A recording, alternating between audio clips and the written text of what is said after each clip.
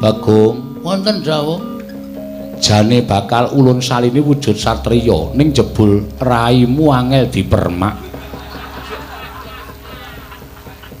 Wis jan cilaka iki. Awake wis wangun kaya ngene, raine ra iso dipekonah.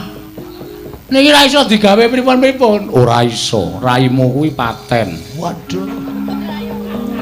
Cilaka ki cor-coran apa ya? Oh lah, terus pripun? Kita wujud satriya.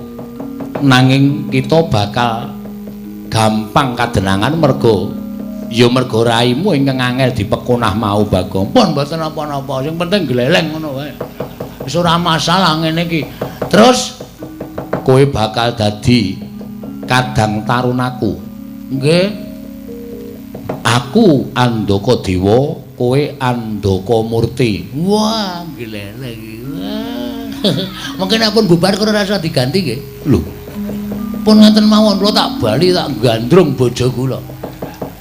Balung kiren bakal coba gunung tenang wong gleleng pokoke.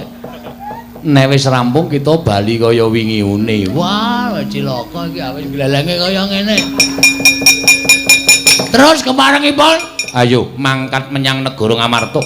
Pandhawa ora gelem ngupaya Semar Badranaya, aku lan kowe ngamuk negara Ngamarta. monggo kula numpak sampeyan. Hus aja.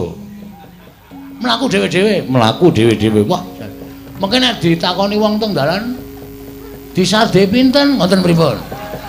Kula darani nggawa sapi metal Tak gudak ndasmu lho, Bagong. nesu bantrenge. Endi nyang kok nesu ora? Aja sembrono, mengko ndak kualat karo aku. Oh nggih, ngestaku Mangkat dina iki semawi, Pak. sewami. Semawi kula dherekaken aku bablasane cangkeme. Ya, aja kaya bocah cilik.